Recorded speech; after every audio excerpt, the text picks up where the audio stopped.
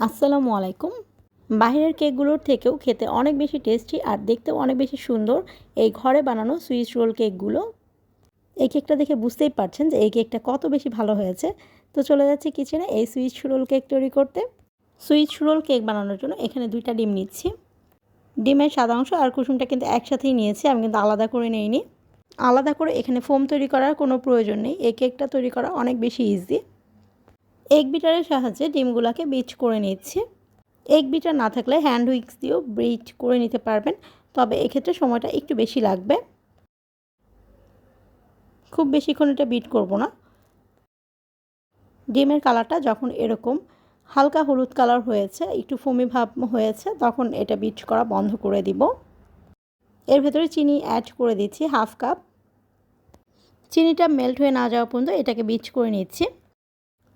চিনিটা মেল্ট হয়ে যাওয়ার পর এর ভেতরে আমি তেল অ্যাড করে দিচ্ছি, সয়াবিন তেল 1/4 কাপ। কিছুক্ষণ সময় নিয়ে সয়াবিন তেলটা এর সাথে মিশিয়ে নিচ্ছি। এরপর এখানে অ্যাড করে দিচ্ছি হাফ কাপ ময়দা, হাফ টিস্পুন বেকিং পাউডার,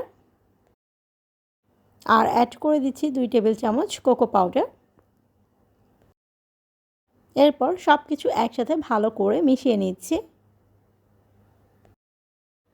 এই মিক্সচারটা একটু পাতলা হবে, এটা যেহেতু অনেকটাই ঘন হয়ে গেছে, এজন্য এখানে আমি নর্মাল টেম্পারেচারের কিছুটা পরিমাণ পানি অ্যাড করে দিলাম। পানিটা 1/4 কাপের মতো হবে। তারপর এই পানিটা ভালো করে মিশিয়ে নিচ্ছি। পানিটা মেশানোর পর ঠিক এরকম হয়েছে। পানিটা একটু অল্প অল্প করে অ্যাড করার ট্রাই করবেন, যাতে খুব বেশি না হয়ে যায়। এই কেকের ভেতরে পানিটা যত কম অ্যাড করা যায় তত ভালো। কেক তৈরি করার জন্য চুলায় একটি ননস্টিকের প্যান বসিয়ে নিয়েছি। প্যানটা অবশ্যই এভাবে সয়াবিন তেল দিয়ে একটা টিস্যু পেপার দিয়ে মুছে দিতে হবে, এতে করে কেকটা খুব সহজে উঠে আসবে প্যান থেকে। আমি একটু চেক করে নিচ্ছি যে হিটটা কেমন হয়েছে।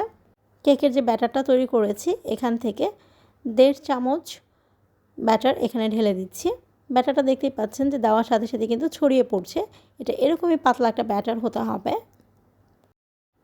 ব্যাটারটা দেওয়ার পর আমি প্যানটাকে এভাবে ঘুরিয়ে ঘুরিয়ে এই ব্যাটারটা ছড়িয়ে দিচ্ছি প্যানের গায়ে।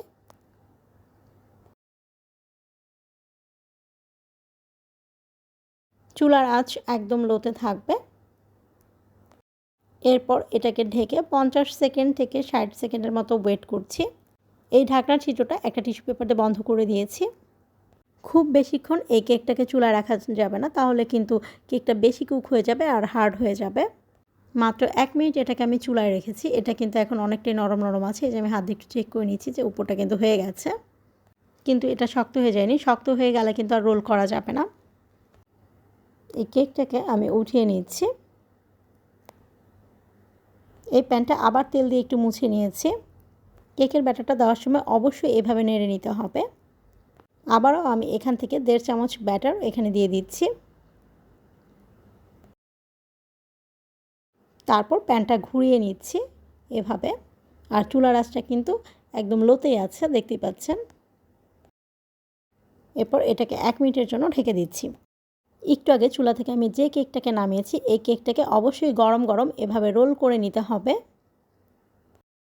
এই কেকটা যতক্ষণ পর্যন্ত ঠান্ডা না হয় ততক্ষণ পর্যন্ত ঠিক এভাবেই রোল করে রেখে দিতে হবে। এই কেকটাকেও চুলা থেকে একদম নামিয়ে গরম গরম এভাবে রোল করে নিচ্ছি। সবগুলো কেক এভাবে রোল করে নিয়েছি আর ওয়েট করছি ঠান্ডা হয়ে না আসা পর্যন্ত। এই কেকটা এখন ঠান্ডা হয়ে গিয়েছে। এখন এটাকে খুলে নিচ্ছি। আগে থেকে হুইপ ক্রিম রেডি করে এটাকে আমি ফ্রিজের নর্মাল চেম্বারে রেখে দিয়েছিলাম। এই ঠান্ডা ঠান্ডা হুইপ ক্রিমটা এই কেকের উপর দিয়ে দিচ্ছি। সম্পূর্ণ কেকের উপর দিয়ে এই ক্রিমটা এভাবে স্প্রেড করে দিব। হুইপ ক্রিমের এই লেয়ারটা খুব বেশি পাতলাও হবে না, আবার খুব বেশি মোটাও হবে না, ঠিক মিডিয়াম একটা লেয়ার দিতে হবে। এখানে দেখে বুঝতে পারছেন মনে হয় যে লেয়ারটা কতটুকু ঠিক করে দিয়েছি। সম্পূর্ণ রুটিতে ঠিক এভাবে হুইপ ক্রিমটা স্প্রেড করে দিয়েছি। তারপর এক পাশ থেকে আবার এই কেকটাকে আমি রোল করে নিচ্ছি। কেকটা আগে ঠিক যে শেপে রোল করা ছিল ঠিক সেই শেপে চলে এসেছে। তো দেখতেই পেলেন সুইস রোল কেক তৈরি করা একেবারেই সহজ। দেখি কঠিন মনে হলেও কাজটা করা ভীষণ ইজি। আমি আরেকটা সুইস রোল কেক তৈরি করে দেখাচ্ছি। এই কেকটাকে খুলে নিয়েছি, তারপর এর উপর দিয়ে আমি হুইপ ক্রিম দিয়ে দিচ্ছি।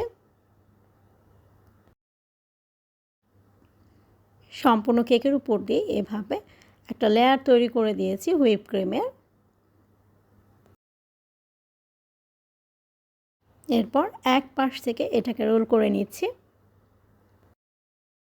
আগে ঠিক যে শেপে ছিল ঠিক সেই শেপে চলে এসছে এই রোল কেকটা।